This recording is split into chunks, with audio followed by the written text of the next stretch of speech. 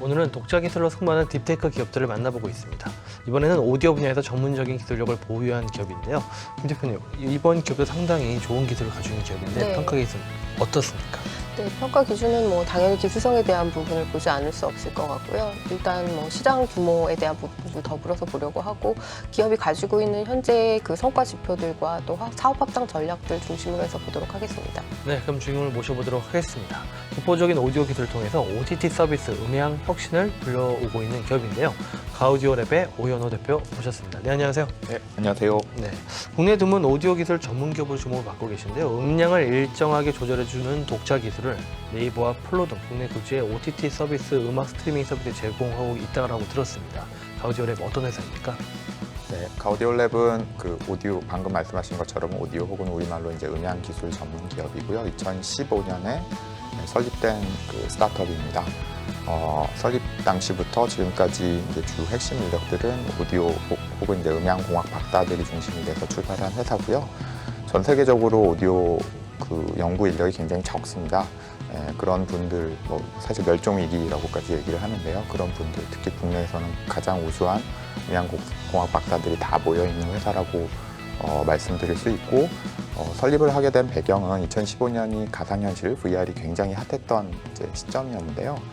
그 직전 해 2014년에 저희가 이제 가지고 있던 기술을 제안을 해서 채택됐던 기술이 MPEG-H라는 국제 표준인데요. 그 표준에 채택됐던 기술이 마침 가상현실 VR에서 굉장히 유용한 꼭 필요한 기술이었고, 그래서 모처럼 이제 큰 기회가 열렸다라고 생각을 하고 각자 이제 좋은 기업들, 대기업이나 이런 좋은 기업에서 연구하고 있던 분들을 모아서 시작을 한 회사이고, 그 이후로 가상현실 시장을 이제 정복을 하는 그 시장에서의 1등이 되는 목표로 이제 출발을 했던 회사입니다.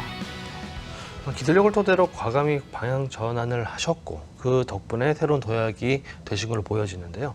국내 OTT 시장의 혁신을 가져오고 있는 라우드니스 음향 기술, 이 부분이 좀 궁금합니다. 좀 자세히 설명을 해주시고 사용자들의 귀를 또 보호해주는 효과가 있다고 들었는데 어떻게 구현된 건가요? 예, 어떤 컨텐츠를 들을 때 소리가 너무 작아서 음량을 막 볼륨을 키워놨는데 그 다음 컨텐츠로 넘어가면서 소리가 너무 커서 깜짝 놀래가지고 이제 음량을 줄이는 이 문제를 사실 우리는 매일 겪고 있거든요. 그리고 이게 기술로서 해결할 수 있다라는 생각을 못하고 항상 그 스마트폰에 달려있는 볼륨 버튼을 열심히 누르면서 맞춰 나가고 있었던 거죠. 저희는 그 문제를 해결하는 게 일단은 가장 중요한 이제 시급한 문제라고 생각을 했고요. 그 문제를 해결하기 위해서는 기본적으로 아주 쉽게 얘기하면 이제 뒤에 숨어서 볼륨을 계속 사용자의 느낌대로 맞춰주고 있는 것이겠죠. 근데 이때 기술적으로 문제가 생기게 됩니다. 갑자기 작은 소리를 키워주려고 하다 보면 이제 너무 우리가 디지털 신호라는 것은 가지고 있는 신호의 이제 표현의 한계라는 게 있기 때문에 작은 신호를 잘못 키우다 보면 소위 말해서 클리핑이라고 하는 이제 소비자들이 느끼시기에 이제 스피커가 찢어지는 듯한 소리 나는 그런 이제 왜곡이겠죠. 그런 이제 왜곡 같은 것들이 발생할 수 있는데 그런 왜곡은 발생하지 않으면서 원본의 그 의도는 최대한 유지를 하면서 음량을 잘 맞춰줄 수 있는 기술이 필요하게 됐고 그 기술을 OTT 서비스에 맞게 만든 것이 라우드니스 솔루션이라고 할 수 있겠습니다. 네, 이런 기능을 구현하기 위해서는 만만치 않은 기술들이 들어갔을 것 같아요. 보유하신 핵심 기술의 경쟁력 그리고 또 라우드니스 SDK만의 특화된 장점 어떤 것이 있습니까? OTT 서비스라는 건 기존의 이 방송국과 TV의 이 미디어 서비스와는 다르게 이 플랫폼이라고 우리가 부르는 이유가 그런데요. 서버와 클라이언트, 즉 사용자가 사용하는 앱을 동시에 이제 같이 관장을 하고 있습니다. 그렇기 때문에 모든 컨텐츠가 서버에 들어올 때 저희는 그 서버에 들어오는 컨텐츠를 분석을 합니다. 한번 열심히 분석을 해서 이 컨텐츠의 최적의 라우드니스, 그러니까 음량 값은 무엇이어야 되는지에 대해서 메타데이터라고 불리우는 그 수치값만 저희가 측정을 해서 가지고 있습니다. 그래서 그걸 컨텐츠를 제작할 때, 그러니까 생성을 할 때 바로 음량을 변환하지 않고 메타데이터만 가지고 있다가 나중에 이 컨텐츠를 소비하는 플레이어 사이드, 그러니까 사용자의 앱에서 그 컨텐츠가 소비되는 순간에 원하는 음량을 맞춰줄 수 있도록 이제 플레이어에서 적용을 할 수 있는 서버와 클라이언트 구조를 가지고 메타데이터로 정보를 교환할 수 있는 형태로 시스템을 구축을 하고 나니까 그리고 컨텐츠를 미리 현재 시점부터 예를 들어서 2%에 대한 컨텐츠의 음량을 우리가 측정한다고 하면 시작부터 끝까지 이 30분에 해당하는 이 분량을 다 측정을 해서 미리 가지고서 하나의 음량으로 맞춰주기 때문에 원래 그 기존의 방법들이 가지고 있었던 이제 음질 왜곡이라든지 아니면 정확하게 음량을 맞춰줄 수 없었던 문제들은 해소하면서 원하는 기능을 제공하는데 그것들이 그 클라이언트 사이드에서 그러니까 사용자 앱상에서 적용이 되기 때문에 그로 인해서 이제 훨씬 더 좋은 정확한 이제 것들을 가능하도록 구현을 할 수가 있게 됩니다. 그 OTT 플랫폼별로 최적화도 가능하고 또 네. 호환성도 상당히 높다고 하는데 네. 이런 점에서 앞으로 활용도도 상당히 많이 높아질 걸로 예상이 되거든요. 네. 그리고 음악 스트리밍 플랫폼을 위한 오디오 기술도 개발하셨다고 들었는데 네. 이 기술은 사용자의 경험을 어떻게 만들어주는지 궁금합니다. 네. 잘 마스터링된 컨텐츠도 있지만 어떤 컨텐츠는 내가 원하는 수준만큼 음향이 이제 음질이 안 좋은 것들이 있는데 그걸 맞춰주기 위한 게 EQ를 쓰는 기술인데요. 그래서 이제 그 문제들을 해결하겠다라는 방안에서 착안을 해서 마찬가지로 저희는 서버에서 각 컨텐츠를 분석할 수 있는 이제 그 기회가 있으니까 그때 분석을 하면서 이 컨텐츠에는 어떤 EQ, 어떤 뭐 클래식, 뭐 팝 같은 또 조금 더 정확하게는 그거보다는 좀 더 정밀하게 이 컨텐츠에 가장 최적화된 EQ 값은 무엇인지를 미리 측정해서 가지고 있습니다. 그래서 이것을 플레이어 사이드에서 즉 사용자 입장에서는 그 온 버튼을 그냥 내가 EQ를 쓰겠다라는 온 버튼을 한 번만 누르면 모든 컨텐츠에 최적화된 음질을 제공해 줄 수 있어서 결국은 옛날 팝을 듣든 최신 뭐 K-팝을 듣든 음량도 맞고 음질도 최적인 상태로 항상 들을 수 있는 상태를 만들어 줄 수 있는 것이죠. 네, 그럼 앞으로 성과 확장성을 위주로 좀 더 질문을 드려보도록 하겠습니다.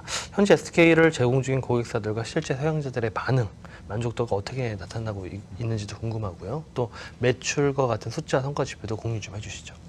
네, 일단 뭐 굉장히 좋은 반응을 보이고 있는 것은 사실이고요. 일단 음악 서비스 먼저 말씀을 드리면 이제 아까 언급드린 이제 자동으로 음질을 맞춰주는 기능이 저희 고객사 중에 플로우, SK텔레콤의 음악 서비스인 플로우 서비스의 경우는 3D 오토라는 이름으로 들어 있습니다. 이 기능이 이제 추가되고 나서 고객 그 반응들이 이거 최고예요.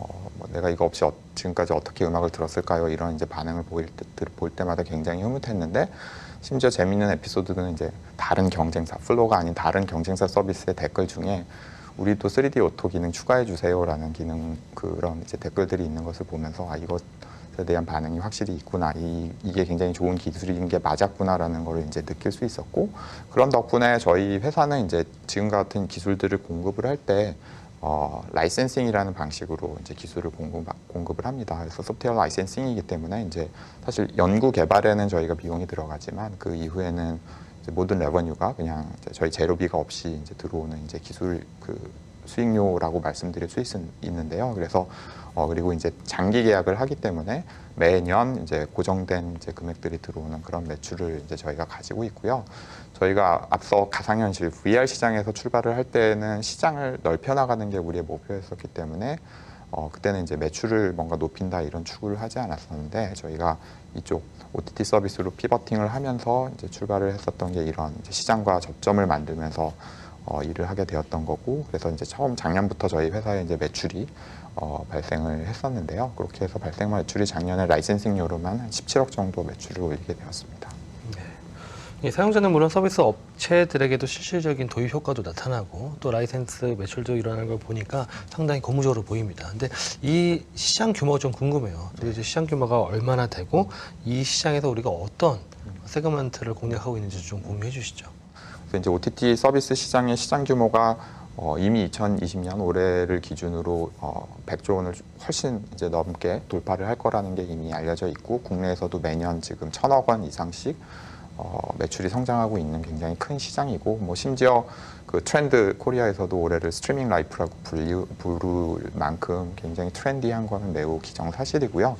그렇기 때문에 저희는 이 시장에 기회가 있다고 보게 된 것이고 다행히도 그 시장에 지금까지는 이제 저희의 경쟁사라고 불리우는 회사가 없습니다. 어떻게 보면 오디오 SDK라는 표현 자체가 저희가 거의 신조어로 만들 만큼 저희가 개척을 하고 있는 시장이다 보니까 결국 방금과 같은 소비자의 니즈는 명확히 내가 그곳에 가는 경험을 위해서는 OTT 서비스들의 품질이 올라가는 데 있어서 음향 퀄리티, 음질에 대한 그 경험이 계속 상승해야 되는데 그거에 대한 기술들을 저희가 하나씩 쌓아 나가고 있기 때문에 그 시장에 대한 이제 장악을 저희가 할 수 있지 않을까 기대하고 있습니다. 그 OTT 서비스는 글로벌 시장이 상당히 규모가 큰 만큼 해외 진출도 상당히 중요할 걸로 보여지는데요. 해외 진출과 관련돼서 가지고 계신 계획이나 전략들은 어떻게 되시나요? 네, 먼저 출발을 앞서는 미국을 먼저 가는 거였지만 이번에는 이제 중국 먼저라는 생각을 하고 있어서 작년 이제 저희 한국에서 좀 의미 있는 이제 성과들이 나오기 시작하면서부터는 중국 시장에 들어가서 중국에 있는 거대 서비스들과 지금 이제 미팅들을 열심히 하고 있고요. 그래서 우리 이름도 익숙한 텐센트라든지 우리 국내에선 틱톡이라는 서비스로 알려져 있는 바이댄스 같은 회사들이랑 작년 하반기부터 긴밀한 지금 협의를 하고 있고요. 예를 들어서 텐센트는 지금 중국의 음악 시장을 이제 음원 서비스를 장악을 하고 있는데 국내에서 가입자가 제일 많은 멜론이 지금 450만 명 정도 하고 있는데요. 그 텐센트가 가지고 있는 음악 서비스의 사용자 수가 5억 명에서 8억 명 정도 된다고 합니다. 그러니까 완전히 다른 스케일이 되는 거죠. 그럼 저희가 같은 정도의 이제 라이센싱 모델을 중국에서 적용한다 그러면 저희 회사의 이제 가치는 그만큼 상승할 수 있을 것이고 그래서 이제 그런 맥락으로 지금 해외 진출을 열심히 하고 있는 중입니다. 원래 사실 준비하신 지금 VR 쪽의 사업 모델이 사실 VR 스타트업들이 다 좀 어렵더라고요. 시간이 좀 오래 네, 걸리다 맞습니다. 보니까. 그래서 중간에 피벗을 하시고 그 피벗을 통해서 그래도 극복을 하신 거잖아요. 근데 말은 쉽게 하지만 굉장히 많은 어려움들이 있으셨을 것 같아요. 네. 어떻게 극복하셨습니까? 저의 방법이라면 이제 솔직하게 모든 상황을 얘기하는 것이었습니다. 그래서 당시에 저희 회사 사정이 어떤 상황이고 우리가 앞으로 가야 될 길이 어떤 길이고 그 길이 이 길이 다시 성공할 수 있다라는 거에 대한 보장도 제가 할 수 있는 그것은 아니지만 우리 다시 한번 도전해 보는 게 어떻겠냐라는 이제 그 부분들을 아주 많은 시간을 들여서 설득을 하고 또 다행히도 구성원분들이 이제 그런 것들에 이제 동의를 얻어서 움직일 수 있었는데 아무리 마음이 또 이렇게 되더라도 사람이 이제 일을 하다 보면 관성이라는 게 있어서 이제 하다 보면 어느덧 자기도 모르게 원래 하던 일에 조금 더 웨이팅이 돼서 일을 하는 것들을 빨리 끊어서 이쪽으로 이걸 잊어버리고 이쪽을 일단 집중을 하자라고 이제 그 생각들을 바꾸는 게 좀 굉장히 어려운 일이었고 그러니까 전화위복이라고 저는 생각을 하는데요. 그 과정을 통해서 저희 팀이 완전히 리빌딩이 되고 굉장히 단단한 팀으로 바뀌었다고 생각을 합니다. 그래서 지금은 그때보다도 훨씬 높은 자신감을 가지고 현재 사업을 하고 있기 때문에 다시 이제 VR 시장이 이제 제대로 열리는 시점이 되면 훨씬 더 자신 있게 그리고 훨씬 단단한 제품을 가지고 할 수 있는 상황이 될 수 있다고 믿습니다. 네. 네, 그럼 최종 평가를 해볼 시간인데요. 투자 라운드는 어떤 라운드로 보십니까? 투자 라운드는 시리드 B 라운드로 보여집니다. 네, 최종 밸류에이션은 얼마입니까? 밸류에이션은 중간에 피벗을 한번 하셨고 의미 있는 매출을 내고 계신 상태고 또 향후에 한 40억 이상 정도 매출을 난다고 전제했을 때 약 한 350억에서 500억 사이 정도 되지 않나 예상해 봅니다. 네, 오늘 대표님 오늘 평가 들으신 소감과 앞으로의 목표와 계획에 대해서 또 한 말씀 부탁드립니다.